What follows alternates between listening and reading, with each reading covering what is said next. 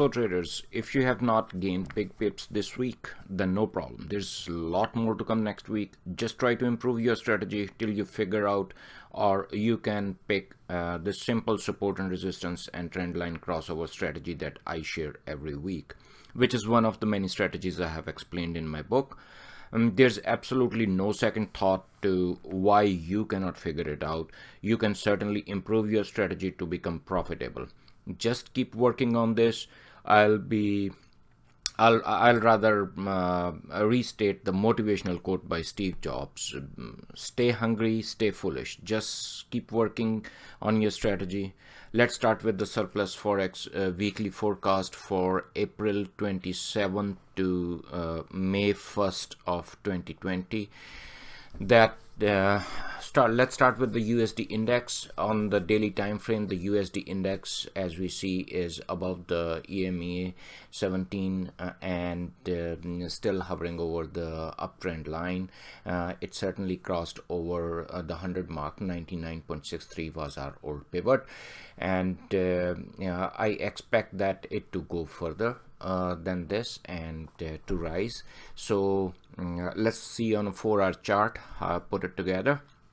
On a 4-hour chart, if it crosses 100.9, then I'll make my entry at 101, and with the first target at 101.50, second target at 102.1. So it certainly will come to 101.5, and that will be a big gain in itself across all other currencies.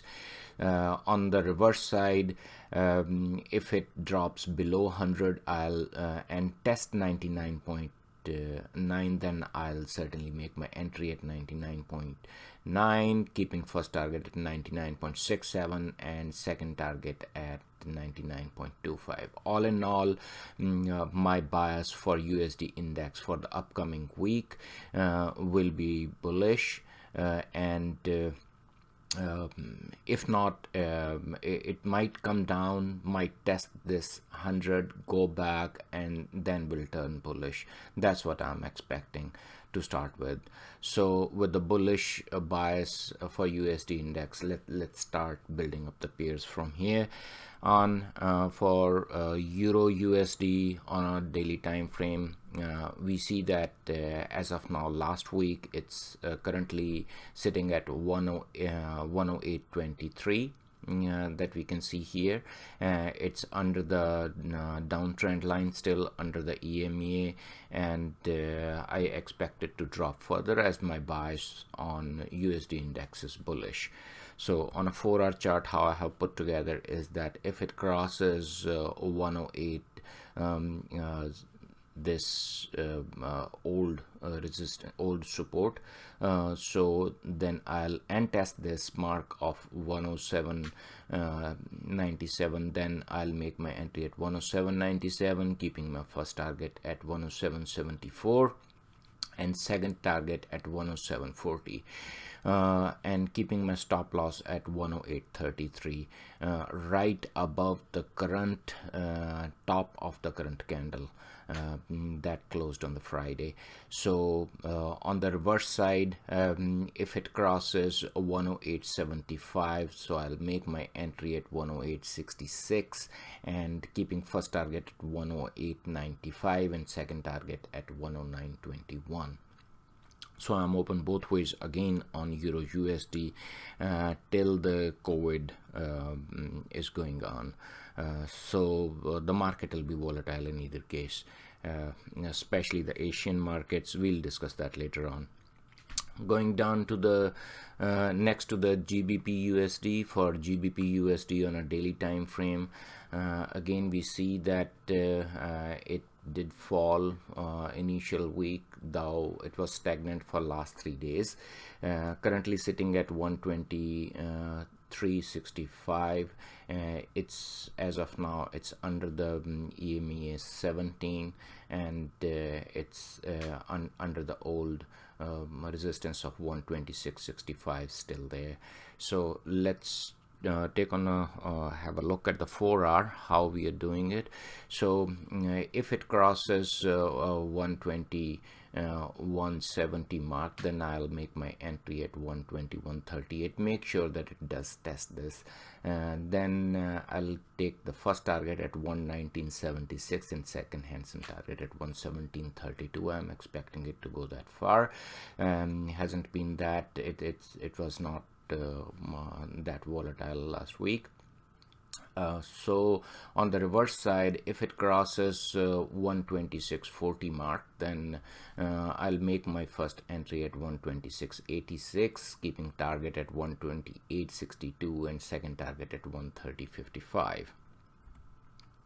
For a USD dollar and Canadian dollar pair on a daily time frame, it showed a bit rise and then fall for last 3 days. Friday it did move a little bit bullish. It did touch old resistance of 142.60. As of now it's sitting at 140.99.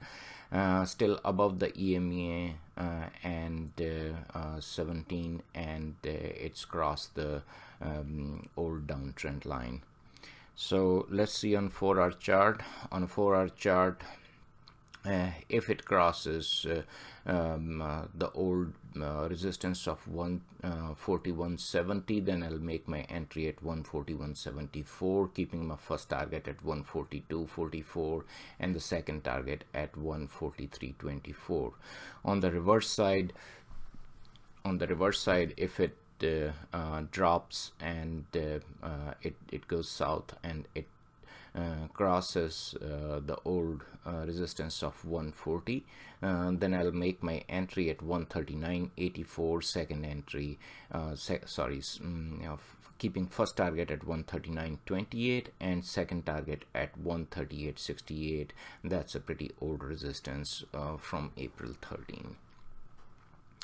The next one is USD Japanese yen. USD Japanese yen hasn't been doing much, so it's sitting there at the same from where it started, hovering between 107.50 and 108. Didn't do much last week, but for the coming week I expect it to be a little volatile and going towards north. With that being said, just remember that I'm keeping my bias bullish on USD index, and so with that being said, as of now, though it's under the EMA 17, it's still above the downtrend line. It's above the old pivot, old resistance, old support of 106.94, and currently sitting at 107.50. So how I'm keeping my entries for this week is if it crosses 108.40, then I'm and test this. Certainly do look for a test for 108.60. If it goes up towards 109, comes back, test at 108.60, I'll keep my entry at 108.60, first target at 109.20 and second target at 110.19.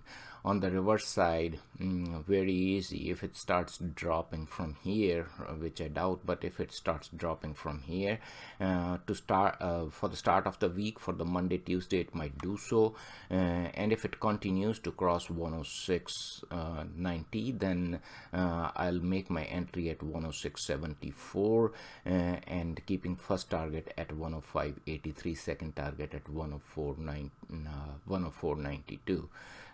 So all in all, I'm still open both ways on US dollar, Japanese yen as well. For GBPUSD on a daily time frame, still it was hovering between 59. Alright traders, that's all from me for this week. You can get analysis, entries and exits on more pair at surplusforex.com.